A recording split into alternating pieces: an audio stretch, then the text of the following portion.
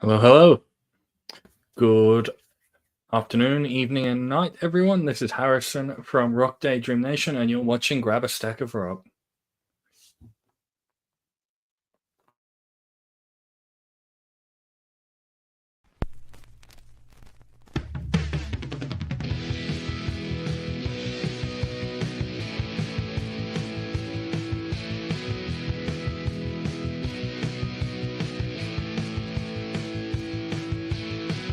Friday night, we're rocking the races. Come and see familiar faces. Uncle Meat, Rob Daniels, Jon Snow. Nippy's here, it's the place to go. Grab a star of rock with Mike and the man, Metal Man. Grab a star of rock and hold on tight as hard as you can. T-Bone's here, it's time for a party. Come and see, got the comment started. Grab a star of rock with Mike and the man, Metal Man. Grab a star of rock and hold on tight as hard as you can. Grab a star of rock with Mike and the man, Metal Man. Grab a star of rock and hold on tight as hard as you can. Grab a star of rock. Grab a star of rock.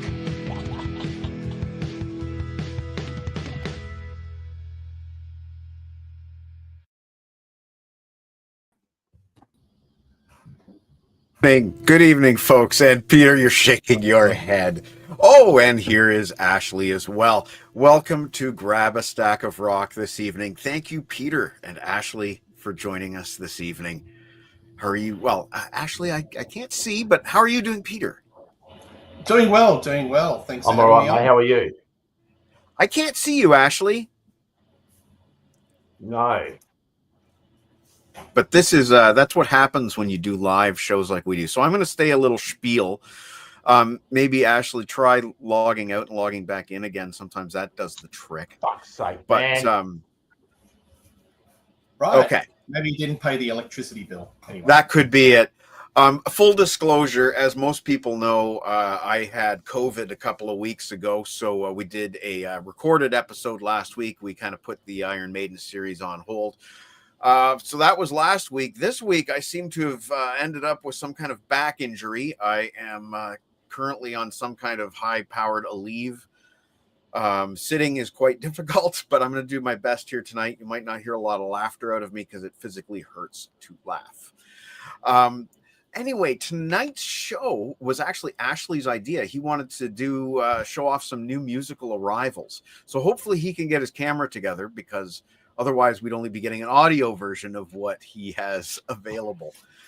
Harrison, how are you doing, buddy? I saw you on Rock Daydream Nation this morning. Yeah, not doing too bad. I'm a bit tired. I spent the past week working on a particular Lego art piece, so looking just for a relaxing show now. I forgot to earlier in the show, I forgot to switch my headphones over to the proper output. So I was just sitting there waiting for Overload to start playing, and then suddenly I'm on the screen. I'm just like, oh crap, it's time. And so that's why I had to sort of like waffle a little bit until I sort of like got myself to where I wanted to be.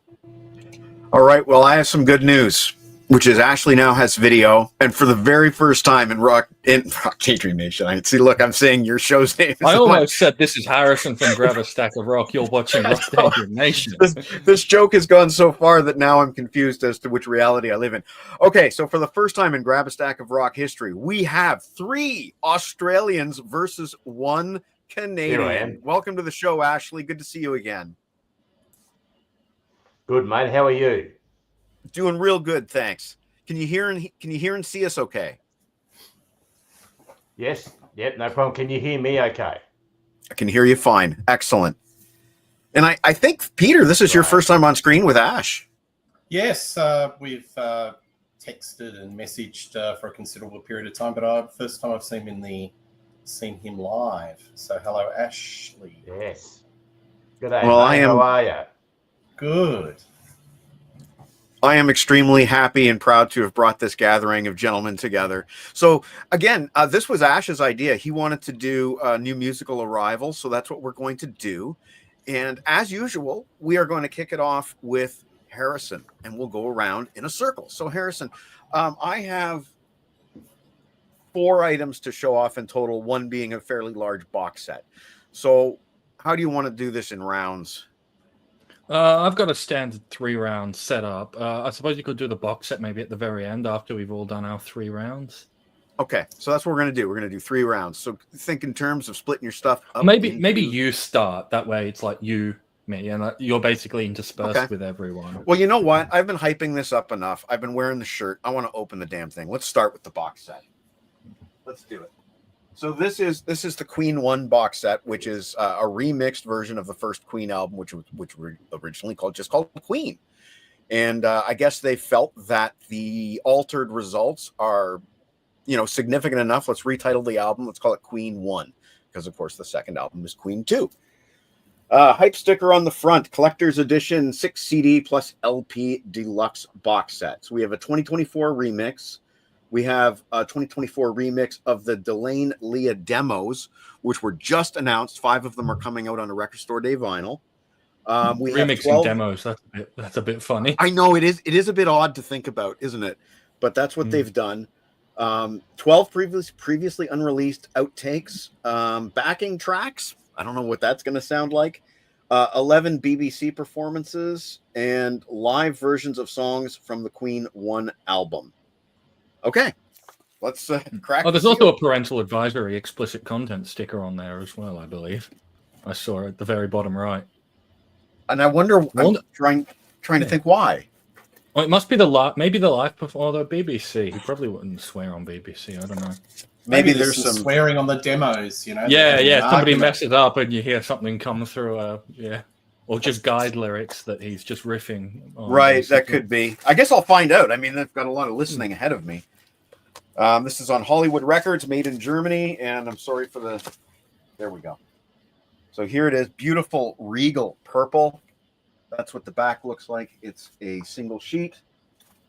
And incidentally, I have the Miracle and the News of the World box sets as well. So this is going to look really nice, completing the collection.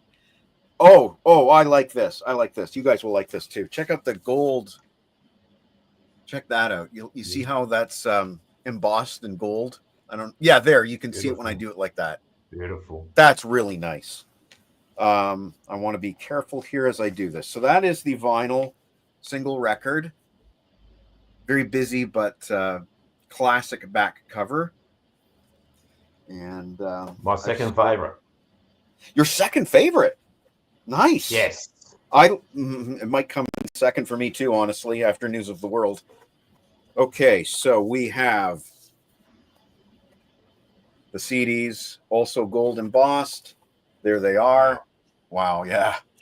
This is going to be a lot of listening, guys. Holy moly. Then we have some paper goods. Glossy photos. Very nice. I'm not going to go too much into that. And then we have the rest of it. Big poster here, I guess. Yeah, big poster. Which I never do. 52 years old. I'm not putting a Queen poster on my wall, I'll keep it in the box set. And then here's a nice, beautiful, again, gold embossed book.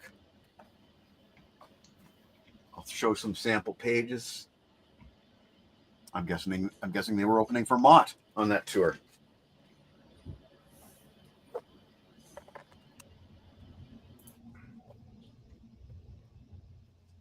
Oh, that's nice. Nice picture of Roger there. I like this. I'm really going to enjoy this. Wow. Wasn't cheap. I think it was about $200 in Canadian dollars on Amazon. But yeah, that's a pretty good first round. That's my round one. So as I tidy my stuff up here, over to you, Harrison.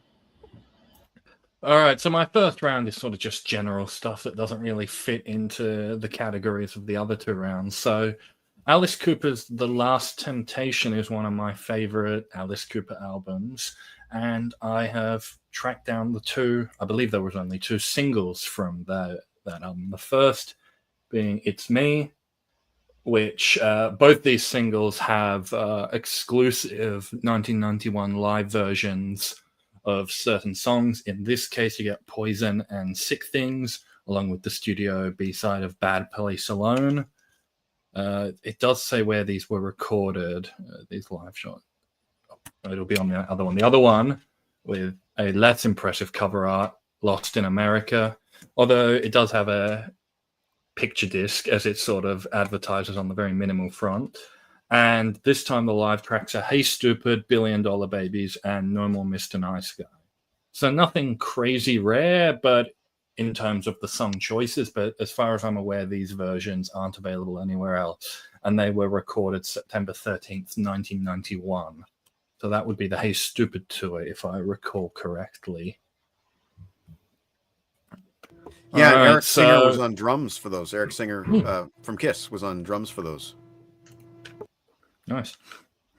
All right, Did you so get- I have... Did you Sorry. get the Did you get The Last Temptation with the comic book? No, I have read the comic book. I got it out from the library, but I just have a standard CD edition of The Last Temptation. Yep. I have all three original printings of the comic book, and I would be happy to show them off on a future show with you, Ash. Yeah.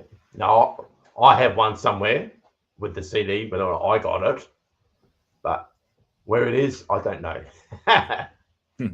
The joys of moving house and having stuff packed away. That's just the way it goes, unfortunately. Yeah. All right, so I did pick up a Nightwish live album. This hard to see the cover art. It's grey on black, but it's made in Hong Kong and various other places.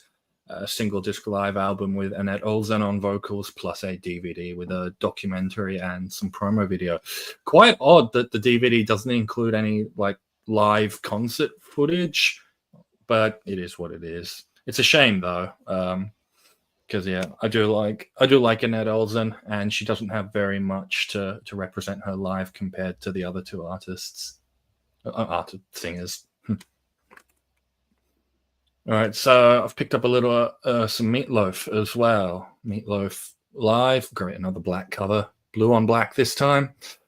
This is from Wembley in the late 80s, and so a couple of interesting tracks. I mean, I like Blind Before I Stop, Rock and Roll Mercenaries, and then you get, The Bat Out of Hell, Took the Words Right Out of My Mouth, All Revved Up, 2 out of 3, or a lot of his classic stuff, as well as sort of like the main attraction is a rock and roll medley of classic rock and roll songs, which goes Johnny B. Good, Slow Down, Jailhouse Rock, and Blue Suede Shoes. Is that a food? But I also picked up the CD single for Riding for the Red Light. This is his cover of the Vanda and Young Good Times, just with different lyrics from his album. I believe it's Welcome to the Neighborhood. This is actually my favorite cover of that song. And in addition to that, you get 3 live tracks. You get Dead Ringer for Love, which is one that I like. Amnesty is Granted, which is all right. And my favorite live track on here, which is Life is a Lemon and I Want My Money Back, which is sort of like a grand epic. And at one point he rhymes, it isn't built to last, with you can shove it up your ass. And it's funny, that line, you can shove it up your ass, is the one he puts like the most effort into singing, really drawing out that last word. It sounds great. Harrison, Amnesty is Granted. Is that the Sammy Hagar song? Written by Sammy Hagar, yes. What do you know? Well, apparently I knew. What's his vocals like, Harrison? On the is he in fine form or a little bit dodgy? He sounds pretty good, but it's like definitely a little weaker. I've got his 1978 DVD. Obviously, he sounds fantastic there. Like, he still sounds quite good on both of these, but it's sort of like you can start to hear the age come in, not in a way that it's to the detriment of the songs, but you're like, oh, if he was a bit younger, he would have gone a bit higher on that note, sort of thing. Yeah. Unfortunately, his reputation in Australia was made a bit of a laughing stock, where he did this grand final, the AFL, about 10 years ago, and folks, look at it on YouTube. It's a car crash material. But unfortunately, I think that was a show he should never have done because it's sort of tainted a lot of people's memory of Great Meatloaf. Absolutely, yeah. The first one, is that a bootleg? Meatloaf Live. No, this is a live album from back in the 80s. Okay. It's an official release. It's on the Arista label. At least this CD is. Oh, I must check that out. I don't have that one, unfortunately. I apologize for putting the comments up so briefly. It's just they're covering up Ash's face, and I can't seem to fix that, so I'm just putting them up very briefly. Sorry about that, folks. So, as everyone knows, I'm a great big fan of Blaze Bayley's solo career. Now, unfortunately, I've got most of his output, but unfortunately, I've got to the point where apart from one or two albums, most of the stuff I'm missing is like the out of print, hard to find, expensive stuff. So it definitely takes a while to track one of those down at a reasonable price, but I have finally got The Man Who Would Not Die. Great, another black cover. The Man Who Would Not Die. It's a bit long of an album. At 12, you could have snipped one or two songs and created a tighter listening experience, but it's got some really great stuff on it. Opener title track, Man Who Would Not Die. I believe I named that as either my favorite or second favorite from the album when we did our Blaze Bayley show. There's Waiting for My Life to Begin, Voices from the Past, Serpent Hearted Man. A lot of great songs on here. And I would really love to get the live album from this tour, The Night That Will Not Die, but that is one of the ones that falls into the category of very expensive and very hard to get. And so lastly for this round, this is almost sort of a grail item in that I've had my eye on it for a while, but it was a little hard to find at a reasonable price when you factor in shipping and all that, and that is Suzi Quatro's only live album, or at the very least, only live album from the pre-2000s. I don't know if she's released anything recently, and that's Live and Kicking in the large case. Yeah. This is an Australian pressing too. I managed to pick up of the CD on RAK Records. And yeah. No, fun album. I do some of the performances, like the Wild one, aren't as energetic as the album. She takes it in a bit of a more mellow direction. But no, I like a lot of the performances here. Particularly one of my favorite Suzi Quatro songs on here is "Tear Me Apart," and that is on here. So yeah, good stuff. I always love getting the larger cases. They're nice and chunky and solid and well built. Awesome. All right, so that's your round, Harrison? My first round. Awesome. Well, that brings us over to Peter, who I just saw this morning on an awesome episode of Rock Daydream Nation. Yeah, thank you very much. All right, so I might show 3 or 4. I've had a few visits to the record store since the start of the year. Now, this has got to be the most unusual record I've ever picked up. Going to my local supermarket, Aldi, there was when you go to Aldi, you always see in the middle aisle, there's always these unusual things, trumpets, moon boots, whatnot. They were selling vinyl. And this particular album came in the selection, Aerosmith Greatest Hits Live. What is that? Unbelievable. So I've never seen this. I'm assuming these recordings are on other albums, but wow. But look at it. All eras. 74, okay. 78, 80, 84, 87. And FM Adelaide. Orcus, Adelaide too. So it's on a generic label. One of those cheapy labels, MCPS. Never heard of it. I haven't played it yet. Oh, there we go, Ashley. What? And see, that's... So knock me down with a feather. I've never come across something like this, and at Aldi. Have you played it yet, Ashley? No, I was saving it for our bootleg show, but I might have to now. Yeah. The Adelaide show did come out as a bootleg as well along the tracks. But yeah, it looked like a radio broadcast. Those are fairly common these days. Yeah. I only picked it up because I was at the Adelaide show.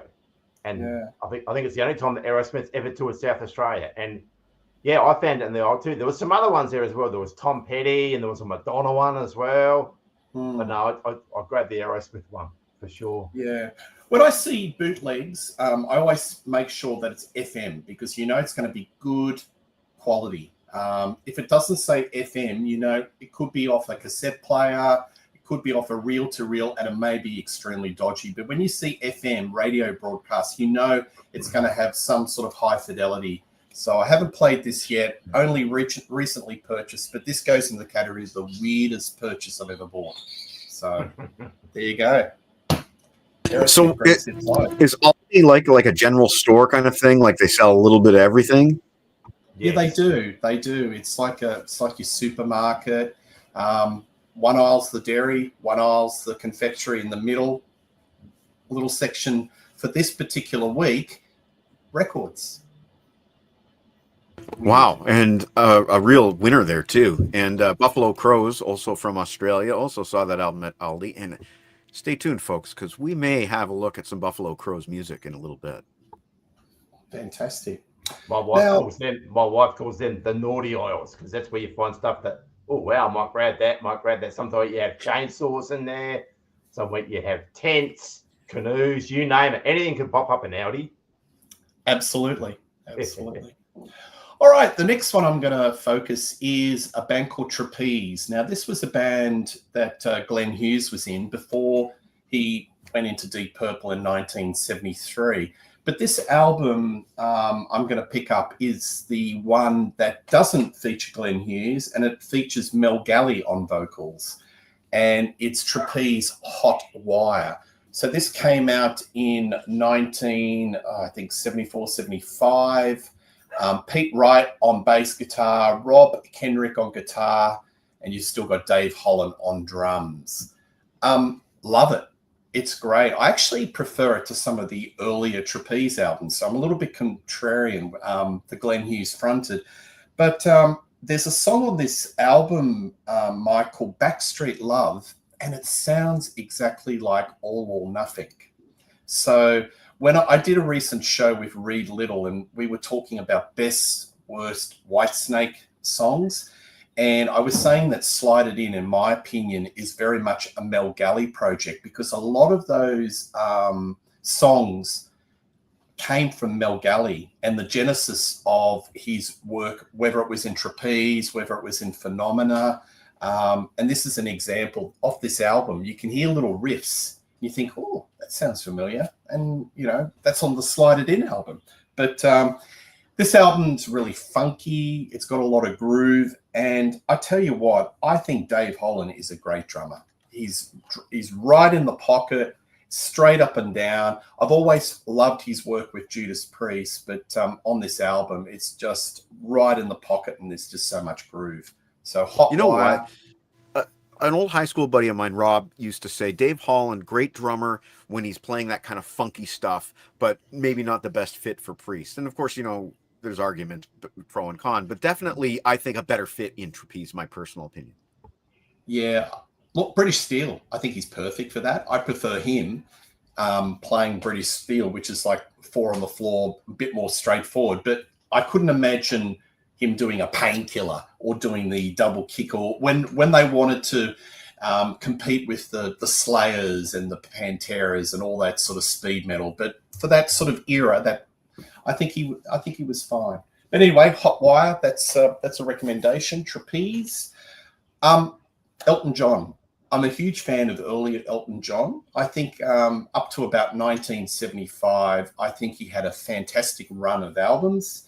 Honky Chateau. I really like this album a hell of a lot. There was a recent documentary on Disney where he's doing his final tour, and it talks about Elton in that early 70s period, and it finishes in 1975 where he did that famous concert at Dodger Stadium. And you may remember that big photo where he was wearing that sparkly baseball gear and he had the baseball bat. And it sort of has a bit of synergy because when he did his final concert in America, the documentary finishes at Dodger Stadium. So there's a lot of back and forth, a lot of sentimental sort of reminiscing. But early Elton John, Honky Chateau, I really love that. And Goodbye Yellow Brick Road, Don't Shoot Me, I'm Just the Piano Player. That early stuff, you can't do anything wrong with Elton John. I think I'll leave it at that. That's my first round, 3. I'll do some more. Awesome. Well, Peter, I'm going to definitely look into that Aerosmith Greatest Hits Live, see if I can get one in Canada at all. But wow, that's awesome. And that label, that MCPC or whatever it was, we used to see tons of stuff on CD on that label at the record store in the day. Yeah, always budget price. All right, well, Ash, over to you, the man himself who came up with the show idea. Over to you. I did, but unfortunately, I haven't bought as much stuff as you guys, as I can see. So just getting back onto Elton John there, you guys don't know, I've started up a YouTube channel called Ash's Concerts and Video Showroom, and I'll put up some Elton John from 1970 from the BBC on there. So, Peter Kerr, if you want to check that out at some point, have a look at that. Speaking of Elton John and concerts and that, my father's got a taped VHS of an Elton John performance that I can't find anywhere on YouTube. I want to know if anyone else knows about this. It's from about 1974, depending on the stage dress and that. But it's a live version of Crocodile Rock, and the guy playing the keyboards is dressed in like black with a crocodile, like big crocodile head on his head that's waving around and all as he's playing the keyboards and that. And I can't find it on YouTube anywhere. I've got no idea where it was recorded or anything like that, and nobody seems to know of it. Is this something that you guys have heard of, or is it just like exclusive to my father's VHS that he taped off TV? Every time you used to see the Crocodile Rock promo, they'd have footage of that. I always remember that, but didn't know it existed as a full concert, like as you say. So no, I had no idea either. Maybe I need to get that on YouTube. Maybe somebody in the comments will have some information. All right, Ash, go ahead. Back to you, Ash. Okay, just a sec. Let's have a go. Okay. Well, I don't have as much stuff as you guys do, unfortunately, because I've been a bit out of work lately and holding on to my money a little bit. So sorry about that. But first of all, my first release is going to be from a local Adelaide metal band that we have here, and that is called Stone. I don't know if you guys can see that or not. There we go. How's that? That bit better? This is Adelaide band Stone Cold. And this is their debut mini album that they've released. And it's a 6-track CD. And for anyone that hasn't heard Stone Cold, they've got a Motorhead feel to them, and also with a bit of grunge feel as well. I'll put some videos up on my channel if you'd like to check them out. The first track is called North of the River, which is one of my favorites. That's really, really good. And after that, we have Bad Devil Trip. And then we have another track called Last Laugh, Lords of War, Darkness Falls, and the single from the album Burn the Witch, which is also up on my channel as well. Been around for about 3 or 4 years. I tour Adelaide quite a bit, but mainly play the little pubs and clubs around the city and so forth. Seen them a couple of times. They also have a lady singer that comes out as well, and she does a few Black Sabbath songs with the band as well, and they sound really good. I think there's one of them on my channel as well. So if you get a chance, please check them out. Stone Cold from Adelaide, great independent band. Very well worth checking out. Very cool. I will check them out. And yes, please subscribe to Ash's channel as well. Sure. Okay, I'll do another one quickly. Another Australian band that I picked up. I've been on Bandcamp a bit recently to see what's out there a bit, and I picked this one up. And this is Queensland band, the VBs, with Crack Us Another. And this, I'll put that up again. And for anyone that likes the Chats or Amaral and the Sniffers, that type of punk feel, would love the VBs. It's really good. There's a clip on my channel as well, and that's the first track that going through the drive-through, Bottle-O. And for you people that don't know what a Bottle-O is, you can buy alcohol on the side, take your car in without getting out your car, and they'll bring it to you. Very funny on there. There's also a new track on there called Rhubarb, and a bit of an offensive track on there, Banging the Bishop. And I'll leave you to your own minds of what that song's all about. Quite funny. And Up the Shit, and Stay Ugly, and No IQ, and I've got a drinking problem, but I've only got 2 hands and only 1 mouth. It's a bit of a throwaway track. No Worries, and 4 Days in Fishwick. And there's also a little bonus video on the end of that. That's available on the band's Bandcamp page. They've been around for quite a while. I've never seen them live before. Last time they were in Adelaide, unfortunately, I was away. So, yeah, please check them out. The VBs. So if you like that punk type of feel, you're certainly getting into that as well. Ashley, would they be bogan rock? Like the Cosmic very much Psychos? so. Very much so, yes. Yeah. Yes, indeed. Yes, indeed. Yeah, I don't know what Canadians call bogan. Is kind of, how would you describe bogan, Harrison? The Canadian, a bit like redneck, you know, like redneck, big car focus, not the most cultured. As soon as you said redneck, I thought of Kid Rock, and I'm sure that's not where you're going. No. Don't say not culture. There's a big car culture here. It's a different culture. Would it be? There's a big car culture here in Australia, especially back in the past when we had Ford. Very working class. You know, Harrison, would it be kind of similar to that Canadian band Monster Truck? Are you familiar with Monster Truck? I wouldn't know. I haven't heard anything by Monster Truck. Maybe you're getting there. I am familiar with that band. Okay. So Ash, is that your turn? Yes. Okay. So I hope my friend from Buffalo Crows is watching, because we're going to open this up. This comes from, I just want to see where in Australia. Morpeth? Does that sound familiar? Anyway, Buffalo Crows. The reason I bought this, which you can get from their eBay store, is because we did a show several weeks ago now on the early years of Iron Maiden, and Iron Maiden's original lead singer is a guy by the name of Paul Mario Day. Yeah. And Paul Mario Day sings a couple of songs on this Buffalo Crows CD. So let's get this out of the bag. So this is Bovonic Empire by Buffalo Crows. Here we go. Trog, The Tempest, Star-Lord, Buffalo Rising, Crawling Off the Edge of the World, Rivers of Regret, Monte Cristo, Defenders, and Execution. Now let's just find Paul Mario Day in the credits. The magnificent they call him the magnificent Paul Mario Day. Lead vocals on tracks 2, 6, and 8. So there you go. Very much looking forward to hearing this. I checked out some of their tunes that he had sent me, but I am more of a physical product guy. I don't stream so much. This is going to get in my ears more than a stream. Look at that cover art too. Isn't that cool? That is fantastic. So Richard from Buffalo Crows, thank you so much. Again, if anybody's interested in this, they have an eBay store, and I can give you the link. Very much looking forward to checking this out. He's been a reader of my blog for a couple of years now, and I really appreciate it. So there we go. Buffalo Crows featuring Paul Mario Day. And that brings us over to Harrison Kopp. You can tell I'm feeling better. You can tell the painkillers have kicked in, can't you? Paul Mario Day lives in Sydney. There you go. So that's the connection there. Over to you, Harrison. All right, so round two. This is sort of a split topic round between the band Concrete Blonde and a few foreign musical artists. So for Concrete Blonde first.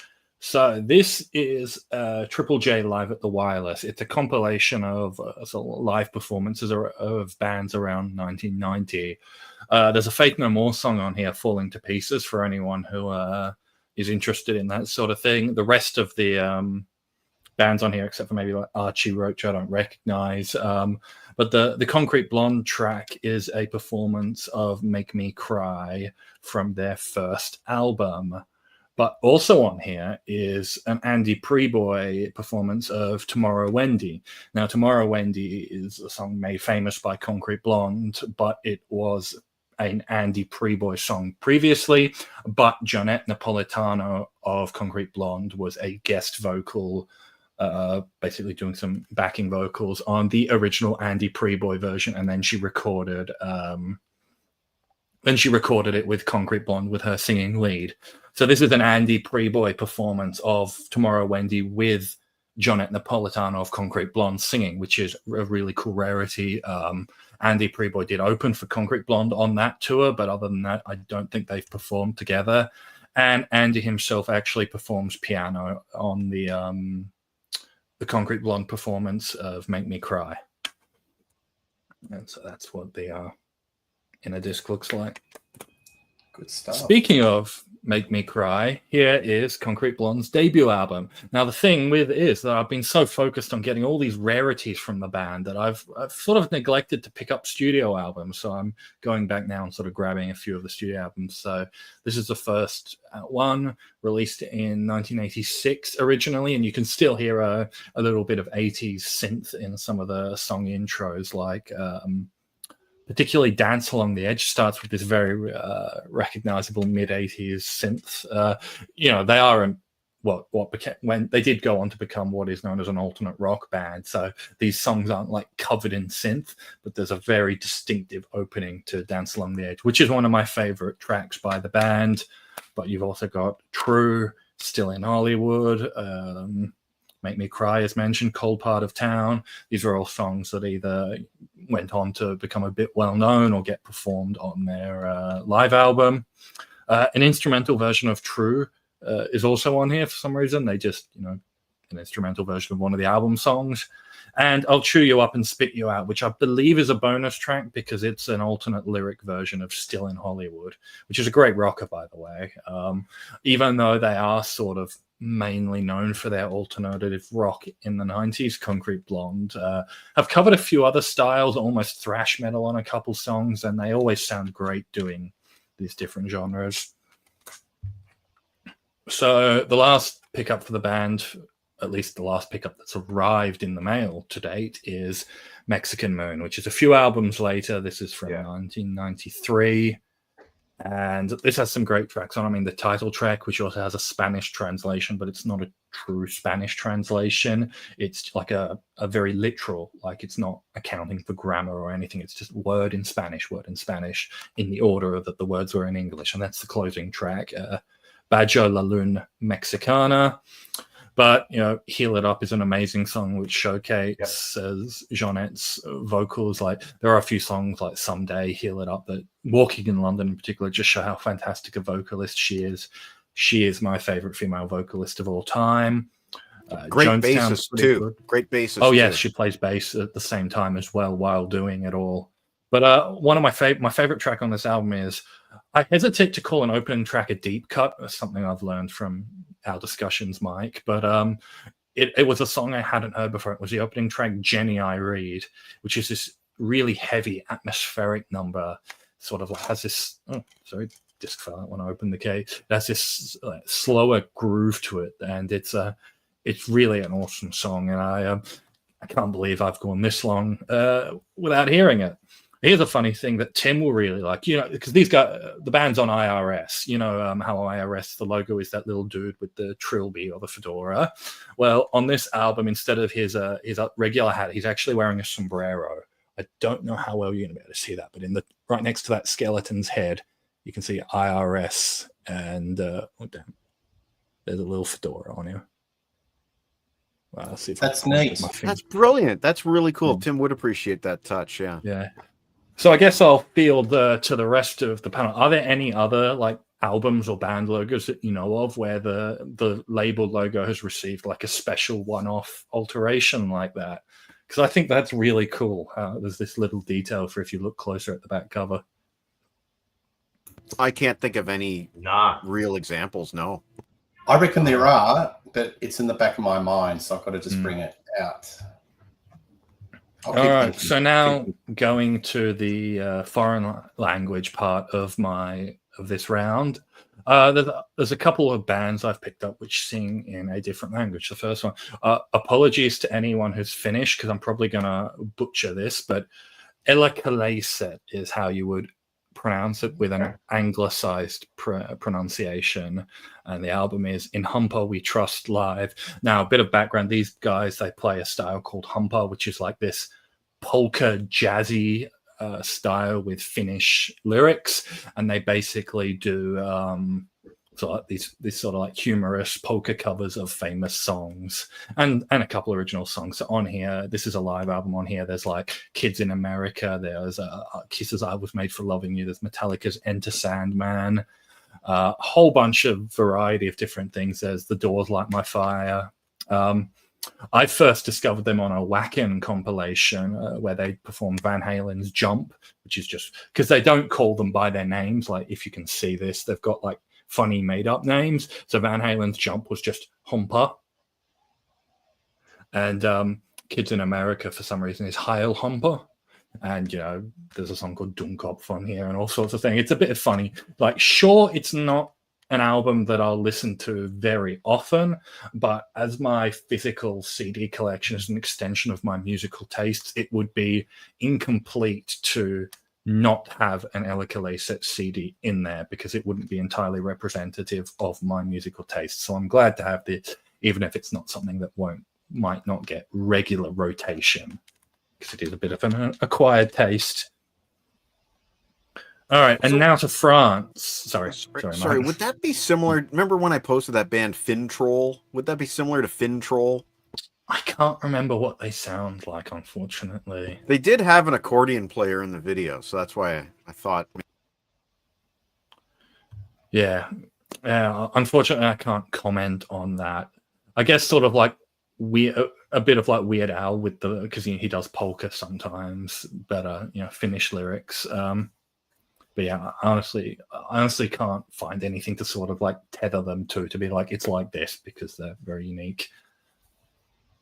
All right, so now to France. So I have shown off Trust previously, but this is a totally different genre, and this is an artist by the name of Zaz. She's like a sort of like jazzy soul singer. She's got a fantastic voice. I first discovered her because I studied French in high school, and occasionally French music would get played, and they played this song Je veux, which translates to I want. And I was immediately hooked on that song. I love that song. And if I can reach it, in 2017, which was my last year of high school, the teacher actually like made a mix CD for us of all this different French music called Chansons Français, which translates to French songs. And I recently discovered this, not recently discovered, I rediscovered this recently, digging through some of my old stuff, and I put it on. And I really liked a lot of the stuff on here. But back to actually what I'm showing off. So this is a live album called Sur la route, which I think translates to On the Road. And like these albums, I haven't like properly absorbed every song, but the songs on here that I really love: Open on ira, Comme ci comme ça, which is a very jazzy number, and Je veux as well. I love that song. And so this was actually the second live album of hers I picked up. The first one is Live Tour Sans Sutsu. I don't exactly know what that translates to. I just know that sans is without.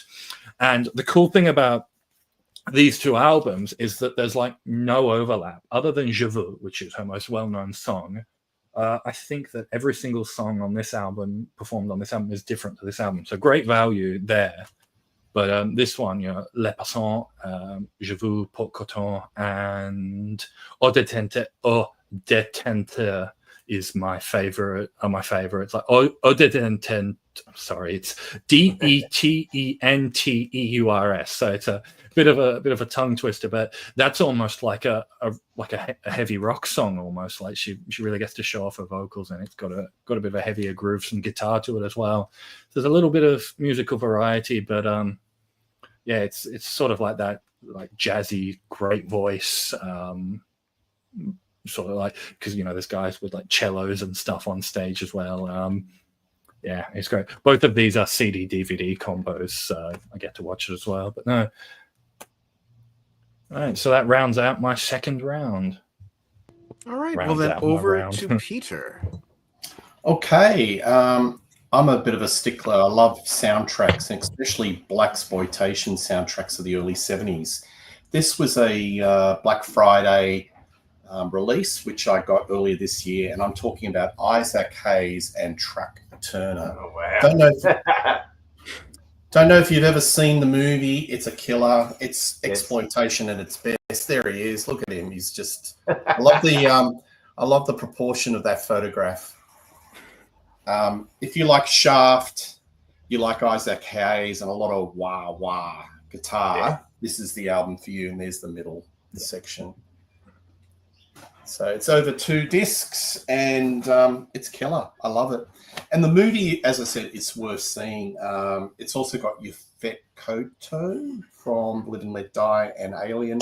Alien, yes. A wonderful bad role played by Nichelle Nichols of Star Trek fame. She plays a madam of a brothel, and she really hams it up. It's a whole lot of fun. Quentin Tarantino actually relates that as one of his favorite blaxploitation movies. And if you see Kill Bill Volume 1, there's actually some direct lifts of some scenes from Truck Turner into that Kill Bill Volume 1. There's a sequence where there's a shoot up in a hospital, in Truck Turner, which was definitely cribbed by Quentin Tarantino in Kill Bill. But the soundtrack, a lot of fun. Truck Turner, a lot of funk workout. Harrison, you'd like this. So Jimmy Barnes' second album for the Working Class Man. I've never bought this album. I don't know why, because maybe the songs just got played to death, but I finally relented and I bought the album for the Working Class Man. So this was his big uber hit. I think it was almost the biggest selling album of all time, but I think John Farnham took that. Working Class Man, I'd Die to Be With You Tonight, Ride the Night Away, American Heartbeat, No Second Prize. This was the big album. He wrote a few songs with that, the keyboardist from Jonathan Cain from Journey. So I think bad English. He was going for a more American-orientated rock sound. But what do I think of the album? I think it's a little bit bombastic for my taste, a little bit jarring. I think Jimmy Barnes, for me, Body Swerve is his greatest solo album. I think that's just killer. Mally Sticked. They had good songs, great band. But this is where it starts to go a little bit too commercial for me and a little bit too bombastic. And Cold Chisel, you can't even touch that. It's just brilliant. But anyway, I'm a boring person. My favorite is Freight Train Heart. This album. Finally got this album. Skyhooks. Living in the 70s. Wow. This is the 50th year anniversary. I got this about, I think last weekend or the weekend before. It's been remastered. It sounds brilliant. It sounds like it just dropped the other day, literally. To those folks that don't know this band, this is probably one of the singularly most important albums that were released in the 70s. It was when Australian rock put their pants on and started to talk about Australian experiences, because prior to 1975, a lot of Australian bands would be talking about the American experience, Arkansas Grass, talking about other countries, but they wouldn't be talking about their own suburbs, their own experiences. This album was the first time where they were actually writing stories about them, putting a mirror on them. The big songs of this album were Horror Movie, which is probably the most unusual number one that ever hit the Australian charts. And still as relevant today as it was back in the 70s, unfortunately. Absolutely. Living in the 70s, Whatever Happened to the Revolution, You Just Like Me Because I'm Good in Bed. A lot of controversial lyrics, a little bit daring, but this is when Australian pop rock put its pants on. It grew up, and it was an absolute smash. So I know you're a big fan, Harrison, but Living in the 70s, do yourself a favor, check it out. The remastering is just absolutely pristine. Half the album was banned too on the radio. Yes, it was. That's my second round. Awesome. Very cool. All right, Ash, over to you for your second round. Okay. Well, a while back, I'm not much of a vinyl guy, unfortunately. I will admit that. But come across, trying to get out the sleeve for you guys. Big fan of the picture disc I am, and I managed to pick this little baby up. Prince Purple Rain. Oh, that is nice. On a picture disc. That is nice. Back there.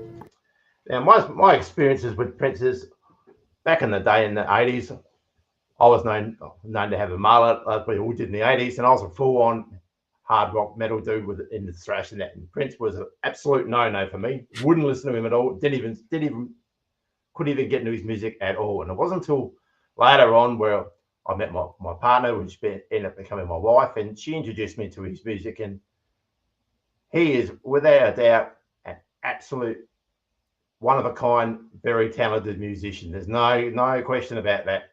No question about that. I've seen many documentaries on him, and some of his tracks are fantastic. And Purple Rain, that is a great album. I love the last track, the last song, Purple Rain. Could have been one of the first ever power ballads because there wasn't many around back in 1984. But it's got Let's Go Crazy on there, and When Doves Cry, and Naughty Nicky. That's a good song. That's a good song as well. And there's also the deluxe version, which you can get, and it's about an extra 12 tracks as well onto the album as well. They're all worth listening to, some different tracks, and also a lot of unreleased stuff that never made the album at all. And the movie's now been put out on 4K, which I saw yesterday, but didn't pick it up. So I must look into that sometime. But yeah, that's my first one there. Was Prince Purple Rain. That's a perfect album, Ashley. That's probably in my top 10 all time. Yes. And we may as well plug that there's a great Rock Daydream Nation episode where Peter turned me on to Prince for the first time. And I ended up buying the deluxe that Ashley was talking about there. So I owe Peter that to the discovery of that amazing music. Right. Yeah. Right. Good show. Okay. And my second pick is a month ago, I had a little vacation. I went up to Cairns in the north part of Queensland. And been looking for this album for a while on CD. Could never find it, and I finally pick it up. And that's Stevie Ray Vaughan, Can't Stand the Weather. Picked it up because I just never owned it before. And I love this album.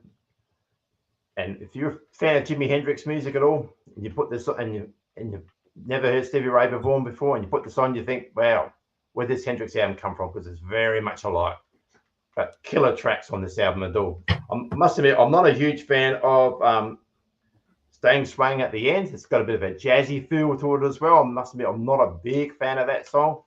But as for the rest of the album, it's fantastic. So it's got Cold Shot on there, which is a great film clip, funny film clip as well, if you've ever seen that. That was a single that came off here. That was a reasonable hit here in Australia from him as well. So, yeah, Stevie Ray Vaughan, Can't Stand the Weather. And that's the end of my second pick. Awesome. Thank you. All right. Well, this is the final round, and we're going to keep it in Australia. And again, this is another one that I owe Peter full credit for. I was already familiar with two songs on this CD, Rock and Roll Outlaw and Nice Boys, because one was covered by Keel and one was covered by Guns N' Roses. But when Peter interviewed Angry Anderson, I decided to kind of investigate this band, Rose Tattoo. And Peter said, you know, I was like, okay, so I'm going to buy a greatest hits. And he's like, no, don't buy the greatest hits. Buy the debut. And I'm like, okay, I'll buy the debut. And I found it on Amazon. This one has 8 bonus tracks, although the printing on the back is really bad. I have been listening to this since I got it several weeks ago. And what can I say? I think I like this album better than any AC/DC album. And I don't know if that's like sacrilege in your country to say that. But No, I think yeah. And a lot of it has to do with that can't believe that the voice comes out of that little guy. Like seriously, fantastic. I cannot believe that a voice that big comes out of that guy. And it's all about the voice to me. I mean, the music's fantastic. Don't get me wrong. And I love slide guitar. That's a brilliant touch that makes this band so unique, but it's the voice. 9 times out of 10, when I fall for a band, it's because, or at least partially because the lead singer has some kind of special quality that I'm just enamored by, and Angry Anderson has it. And I thank you again, Peter. I love this album, and I'm going to take some time. I'm going to absorb it. I'm going to get to know all the songs, and then I'm going to go a little bit deeper. Every single Australian I know has recommended a next Rose Tattoo album for me to buy, but we'll get there. That's not a discussion for today. My last article to show off is one that I'm actually kind of disappointed with. Harrison knows I was kind of hemming and hawing about buying this because I just bought for an Iron Maiden episode that we did last year with Pete Jones. I just bought Power Slave on vinyl. This one's still even sealed. So I bought it again because of that stupid Zoetrope edition. So the difference is this comes in a gatefold, which is very, very, very nice. And the vinyl is a picture disc. Wow. And the idea is, if you guys know what a zoetrope is, it's a form of animation. The idea is something spins and you look at it through a slit and it appears to be a moving object, persistence of vision. But if the effect is lost when you're spinning this on a turntable, you would have to put like a piece of paper with a little slit cut in it. And you'd have to look very carefully, I think, to get any kind of animation effect. It just looked very blurry to me when I spun it. I was actually going to do this big production. I was making a video. I'd done the entire unboxing of the record. And then I went in to film the Zoetrope effect. And I was so disappointed with the actual effect that I canned the video. I never finished the video. It's like, this is kind of pointless. I have nothing to show off. But that's what the picture disc looks like. It will... I don't know. Maybe I'll play it. Yeah, honestly, I was disappointed. That was $60 Canadian. I'd already spent $40 on the other vinyl. So it's like $100 right there for 2 copies of Power Slave on vinyl, which I'd never had before. So, it's nice to have, but I was disappointed. Maybe somebody can give me a tip on how to get the animation effect to look better, but yeah.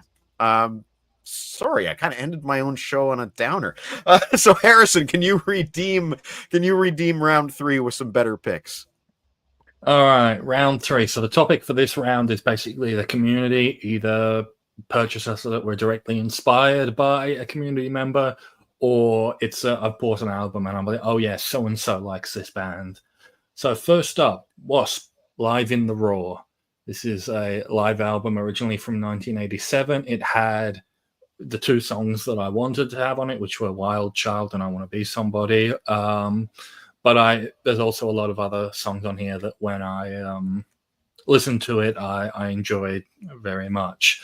And now I know if the basically where John Clouse's "Welcome, I Bid You Welcome" line comes from, which is from the opening track inside the Electric Circus. The funny thing about the back, because this is live album, so I don't know how well you're going to be able to see it, but it's got the main track list and it's got 3 bonus tracks. And if you can see, the title is Live in the Raw of this album. So most of the regular tracks don't have the word live in brackets after them. But the bonus tracks, Shoot from the Hip, Widowmaker, and Sex Drive, all have live in brackets, like it wasn't already obvious. And then there's Sleeping in the Fire acoustic as well. The reason being, Harrison, is because those tracks originated on single B-sides, so that's how they were listed on the single B-sides. Right. Okay. Yeah. Okay. That makes because it was just a bit odd to see some listed as live and some not. Yeah. Ideally, what they should have done is put live B-side, and then that would have made it more clear. Yeah. That would have actually yes.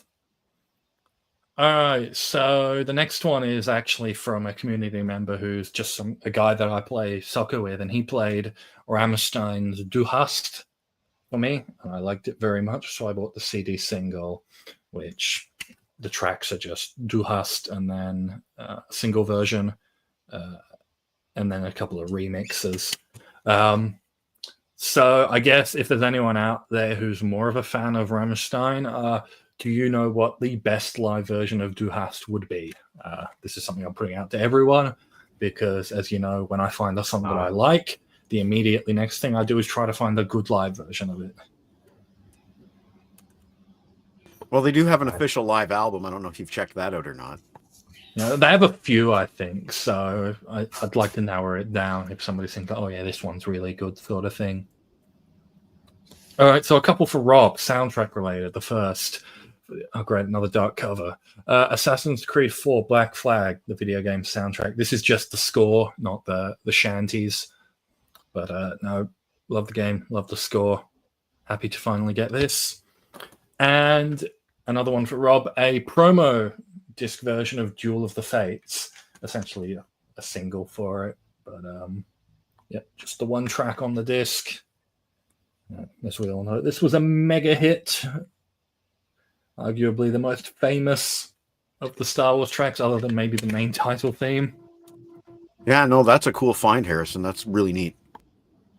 Yeah, no, I just stumbled across like a lot of these things. You know, I'll be like, go to a Discog seller. I'm like, all right, you've got this thing that I want, but what else do you have? And I'll be looking at it and I'll find cool stuff. Yeah.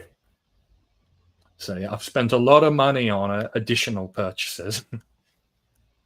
All right, so Jake, not from State Farm, recommended I get Pink's Try This album, Yeah. saying it was a much more rocking affair than some of her other stuff. And I was more than happy to. I'm a huge fan of that, the I'm Not Dead Funhouse era that came right after this.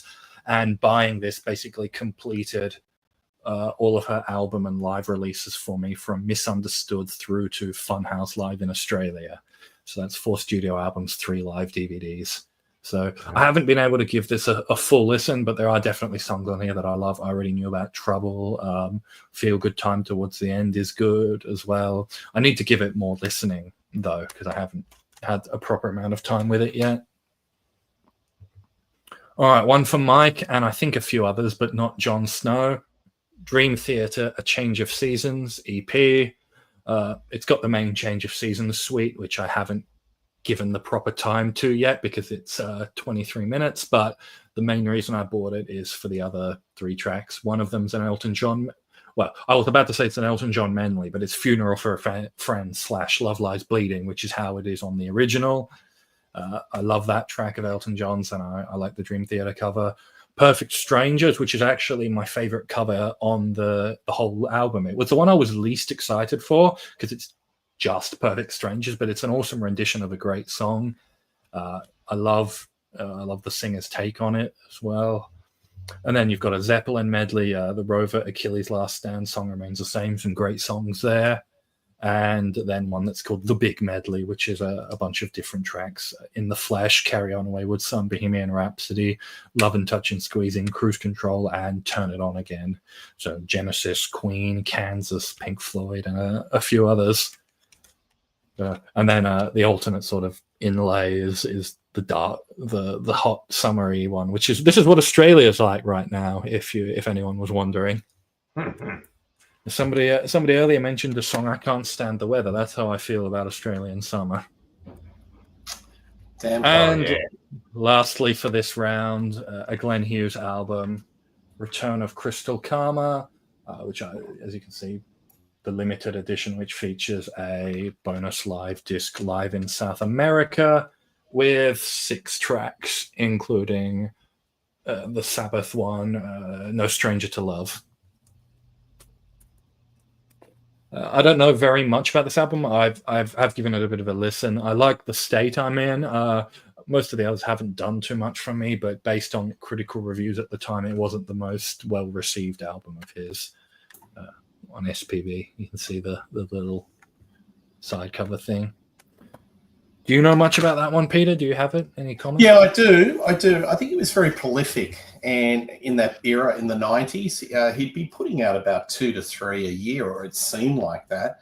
I'm actually like, from now on, it's a little bit hair metal, but it's very catchy, very melodic. I really like that. That's the one I listen to the most from now on. Yeah, Great album. Great album. Yeah. He's got the guys from Europe, the band Europe, playing keyboards and drums, Wow. I believe, on that album. Yeah, you're right. And he was living in Sweden for a period of time. Yeah, look, it's a bit hit. Addiction is another good album. That's where he gets a little bit grungy, and there's a lot of down tuning, and there's a bit more growl in his voice. But yeah, look, there's a lot of hit and miss simply because he was just putting so many albums out. And he is now going to tour the world doing his solo stuff. So the End of the Purple tour, which I saw last year, and now he's just going to concentrate on doing solo work. And I know he's doing some dates with the Black Country Communion. And boy, oh boy, guys, you've got to check out that album 5. Nobody even knows about it. It was sort of like the album was out. It was very low-key release. But they couldn't tour because Joe Bonamassa is always doing his own thing. But they're finally, the 4 of them are going to be together, and they're going to be doing a run of dates around North America, Europe. If you see them, please catch it out, because that number 5 album was probably in my top 5. Great album. Yeah, 100%. I agree with you. I don't know. I saw that album circulate a lot in like the CD collector circles for a few months and then nothing. So low key. Very low key. All right. Well, Peter, this makes it your turn, I believe, right, Harrison? Yes, that was my last pick for this show. All right. So, Peter, this is the end. What do you have? Just got two. So, continuing the theme of Prince, this is Prince Graffiti Bridge. So, double album, very epic. There you go. There's Prince. There you go. This was a movie that reunited a lot of the characters from the Purple Rain, but under different names. Morris Day played the villain.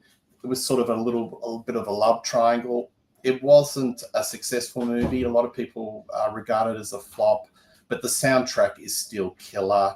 The big song off this album was Thieves in the Temple. Now, what makes this a little bit rare is that this is around the era where vinyl was on the way out and CDs were fully consuming the market share. So any albums that came out around 92, 93, kind of rare because they had a bit of a smaller circulation. So seeing that in the wild, I grabbed that straight away. I always had the CD. Mike, somebody who wants to get into Prince, I'd say this is top 10 Prince. I don't think it's like super duper elite Prince, but it's middle. But any Prince album is great. And there's a lot to enjoy off this album. And finally, I'm going to be seeing this guy in April supporting Toto. And this is Christopher Cross. Wow. So this is the big smash album. Yeah. Pink colored vinyl. And this is the one Wow. that's got Ride Like the Wind, Sailing. I really don't know you anymore. This is Rick Beato's favorite, one of his favorite artists. And Rick Beato in a recent rant was talking about yacht rock and focusing on what he thinks is one of the greatest outro guitar solos of all time, which is off Sailing. Christopher Cross, I've played this a few times. It is kind of a little bit middle of the road, American-orientated rock, but I can tell you he is a mighty fine guitarist. Great tone, great licks, and he can play with the big boys. And I have to agree with Rick Beato, the outro of Ride Like something to die for. Some tasty guitar playing. And a little bit of trivia before I wrap it up.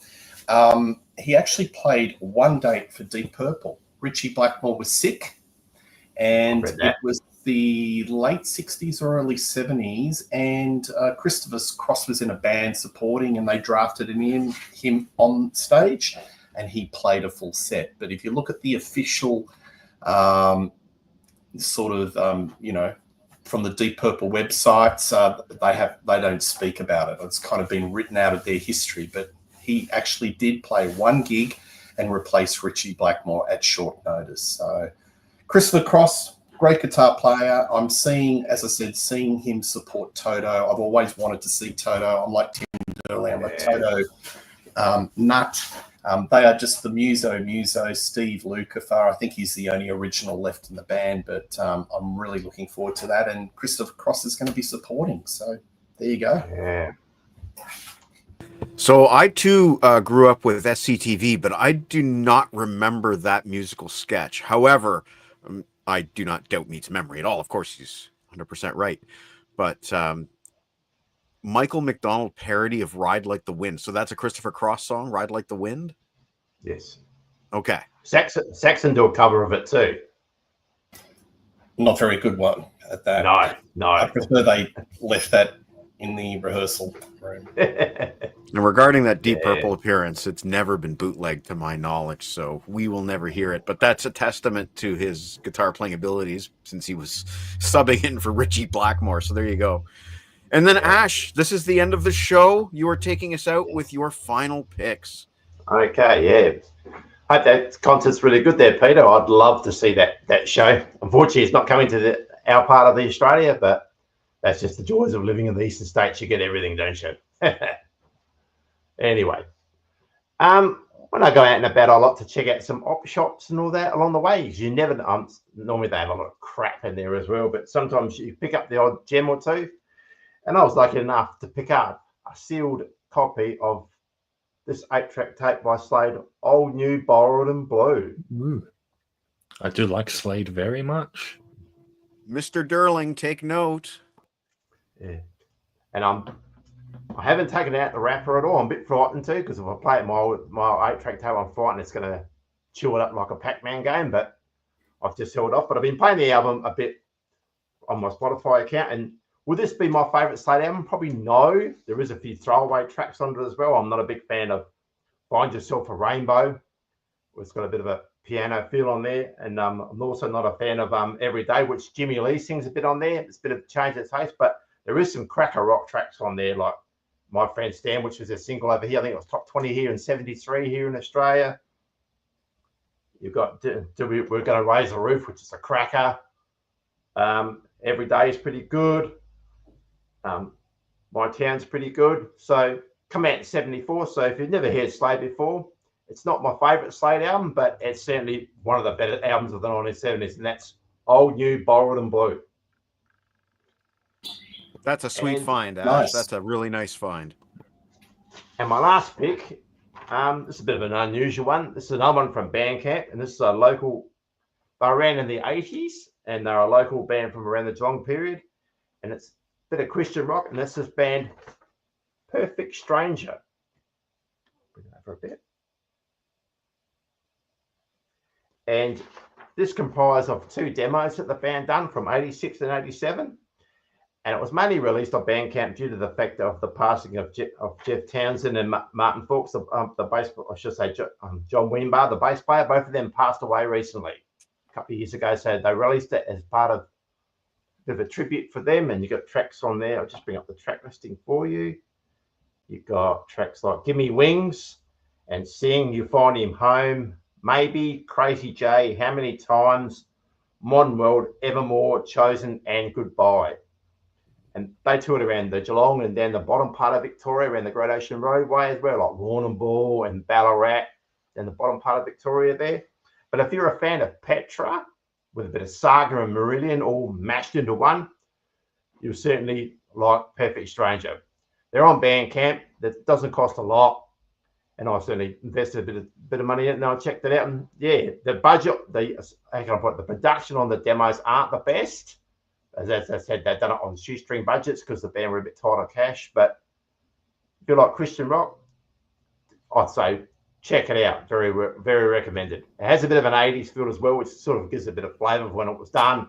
So yeah, wrap it up on that one. Yeah, Perfect Stranger from Geelong. Yeah, good stuff. Really cool, Ash, and lots of good Australian content tonight. So I'm happy about that. Well, gentlemen, that about wraps it up. I always like to go around and see what everybody's got going on. So as mentioned, Ash has just started his YouTube channel. He's been uploading videos like a maniac. Ash, just tell us a bit about what you got going on. Yes, I'm sort of carrying on. I was doing a bit of community radio, but now I've since left that. So I'm sort of now introducing it into my YouTube channel. And I'm basically going over all my old DVDs, and I've got boxes and boxes of VHS tapes like you wouldn't believe. You've got some laser discs, and I'm uploading as much content as I can to put on the channel or from my personal taste. So if you feel like to check it out, it's under Ash's Concerts and Video Showroom. And if you click Ash's comments in the comment section, I'm sure you can find his channel. Now, Peter, as mentioned earlier, you just dropped a video this morning. It was about Australian singers. Yeah, I did something with the Aussie Wrecking Crew. Harrison's part of that with Peter Wicks, Bicycle Legs, and Liam Hare from Pulse 94.7.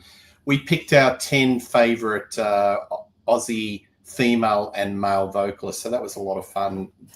Absolute diversity of picks, you know, from the 60s to right now, pop, rock, all different genres. That's a lot of fun. And this morning I recorded a clip with a show with Reed Little, which I hope to get out tomorrow or the day after, where we talk about the Ozzy Osbourne, the final Ozzy Osbourne Black Sabbath show in Birmingham on Saturday, the 5th of July. But could be quite controversial. Reed's got some very strong views, and so have I. So I'll be interested to see how that goes. But yeah, just talking about what we think is going to happen, who's performing, and who missed out. So that show will drop on Daydream Nation in the next couple of days. Check it out. Okay. People are going to be talking about this show for the next 5 months while we wait. Yeah, I can't wait to see what you and Reed, especially Reed, is very opinionated and he's very good at defending his opinions. So it could melt the internet. I was absolutely shocked at some of the things he was saying. He was, quite forthright. Wow. Okay, so that's hopefully going up tomorrow. Okay. Hopefully. Now, Harrison, you and I, we are riding back into the Maiden train. We're going to get back in the saddle next week. We're doing that album right there, Made in Japan. And also Live Plus One and some other miscellaneous things. So we are back in the Iron Maiden saddle next week, 7:00 p.m. Friday. And I don't know, anything else you want to talk about before we go? Well, we'll also have a little post-show chat, I believe we're planning on after that as well, by which point you will... We hope. That's always tentative, but we hope. True, yeah. That is the plan at this stage, at which point everyone will have seen the new art piece that I've made up. Ooh, that sounds very exciting as well. So, obviously, you can follow Brick Fleetwood there. That's very clever, Brick Fleetwood. All right, gentlemen, thank you so much for spending your morning with me, your Saturday morning. And it's been an absolute pleasure to be outnumbered by some fine Australians today. You're all welcome back at any point. And I know Peter and I, we've had some topics we've been discussing. So I always like to go out on a song. And because I am suffering from some back pain tonight, we're going to go with Thirsty and Miserable by Max the Axe. Have a wonderful Friday night or Saturday morning, as the case may be, and you will be seeing these final gentlemen on the show again in the future. Take care, everyone. See you next week for the resuming 50 years of Iron Maiden. Bye-bye. Thank you. Bye-bye.